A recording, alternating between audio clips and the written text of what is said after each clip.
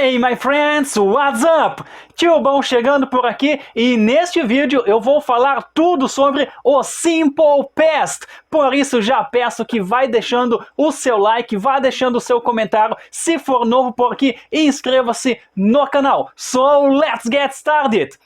Inicio este vídeo sobre o passado simples. Este tema, essa estrutura que é uma das dúvidas mais comuns entre os estudantes de inglês, principalmente para aqueles que estão iniciando seus estudos em inglês. E neste vídeo vamos entender de uma vez por todas como que funciona o passado simples em inglês, quando devemos utilizá-lo, o que é um verbo regular, o que é um verbo irregular, afinal de contas, como montamos as estruturas do passado simples, como fazemos afirmativas, interrogativas, negativas com o passado simples. Tudo isso você vai ver neste vídeo, neste momento. Inicio falando sobre quando devemos utilizar o passado simples em inglês. E o passado simples é utilizado quando falamos sobre ações que aconteceram em um momento específico no passado. Este momento específico pode tanto ser dito, mencionado na frase, quanto não. Então, sabemos que é algo que aconteceu no passado em um momento específico, independente dele ser dito ou não na frase.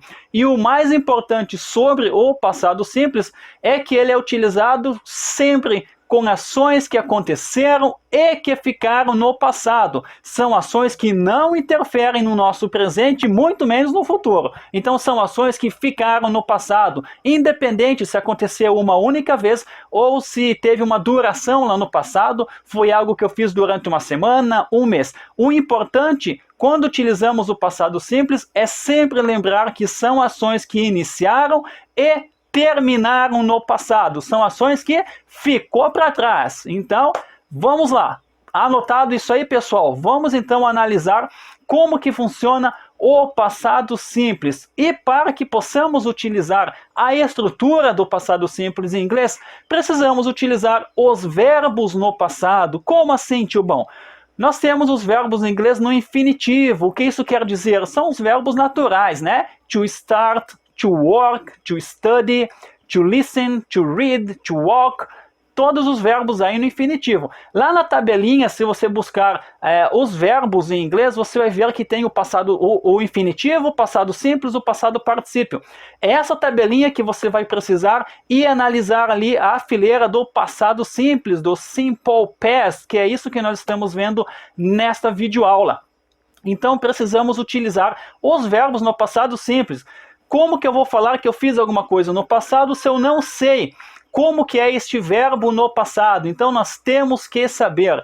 Em relação a isso, precisamos estar atento a algo. E estar atento de que existem dois tipos de verbos em inglês. Como assim dois tipos? Existem os verbos regulares e verbos irregulares. O que isso quer dizer? Os verbos regulares em inglês são todos aqueles verbos que, para tê-los no passado, basta acrescentar um ed no final do verbo. Por exemplo, I work, eu trabalho. Se eu colocar um ed no final do verbo work, eu vou ter worked, que é o verbo trabalhar no passado. Então agora, se eu falar I worked, eu trabalhei, aí nós temos já uma estrutura de passado simples. Ou, por exemplo, o verbo like, de gostar, se eu falar I like, eu gosto. Se eu falar I liked, veja, no caso do verbo like, como já termina com e, basta apenas eu acrescentar um d depois do like, fica liked, e eu já tenho o verbo like no passado. Então, esse modelo de verbos são verbos regulares, que basta colocar um ed, ou se o verbo já terminar com o e, coloca apenas o d. I liked, eu gostei. I worked, eu trabalhei. Tranquilo sobre os verbos regulares? Vamos entender então o que são os verbos irregulares. E se os verbos regulares seguem um padrão, muito pelo contrário, os verbos irregulares não seguem padrão algum. A única forma de sabermos, de conhecermos os verbos irregulares é realmente estudando, é pegando a tabelinha dos verbos irregulares, lendo muito, utilizando muito, falando muito, escrevendo muito, é a única maneira. Por quê? Porque os verbos irregulares em inglês não seguem nenhum tipo de padrão. Não seguem nenhum padrão. Cada verbo irregular, no seu passado, ele tem uma estrutura própria. Então não basta colocar ed, não basta colocar d. Cada verbo tem a forma própria. Querem alguns exemplos? Vamos lá. O verbo buy, que é comprar, é um verbo irregular. O passado de buy não é buyed. Não existe buyed como o verbo comprar no passado. O verbo comprar no passado que é buy é bought. Bought. Veja que é diferente. O verbo go, que é o verbo ir, no passado, é went. Went, por exemplo, I go, eu vou. Mas se eu falar I went, eu fui. Isso é um verbo irregular. O verbo have, que é o verbo ter, o passado, então, o tinha, é o had. I have, eu tenho. I had, eu tinha. Isso, então, são verbos irregulares. Beleza, pessoal? Então vamos lá. Já entendido quando utilizamos o passado simples, já entendido o que são verbos regulares e irregulares, vamos para a estrutura do passado simples. Para fazer frases afirmativas, anote aí. Se você tem papel e caneta na mão, deixe anotado isso que é muito importante. Para frases afirmativas, nós vamos precisar o pronome sujeito. Qual que é o pronome sujeito? I, you, he, she, it, we, né? São os pronomes sujeitos. Vamos precisar o verbo no passado simples, e aqui indiferente se é verbo regular ou irregular, o pronome, o verbo no passado simples, e aí sobre aquilo que nós estivermos falando. Por exemplo, eu tinha uma bicicleta. I, o pronome, o verbo have no passado simples, had, I had, uma bicicleta, a bike, I had a bike, eu tinha uma bicicleta. Pronto, eu tenho uma frase afirmativa no passado simples. Ou uma frase então, eu fui para Nova York semana passada. Eu falei antes, qual que é o passado do verbo go, de ir? Went. Então, I went to New York last week. I went to New York last week. Veja, é uma ação que aconteceu no passado, que ficou no passado, não interfere mais no meu presente, não vai interferir no meu futuro.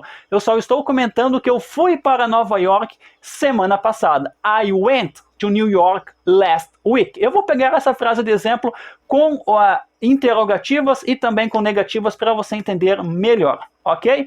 Vamos lá. Como fazemos perguntas utilizando o passado simples? Aqui nós precisamos o auxiliar. Qual que é o auxiliar do passado simples que nós utilizamos? Did. Did. Então, para fazer perguntas no passado simples, vamos sempre iniciar com o auxiliar did. Nesse exemplo, então, ficaria como a estrutura. O auxiliar, aí o pronome e daí sobre aquilo que nós estivermos falando. Então, nesse exemplo que eu dei, eu fui para Nova York semana passada, veja, na afirmativa eu disse, I went to New York last week. Agora, fazendo uma pergunta, você foi para Nova York semana passada?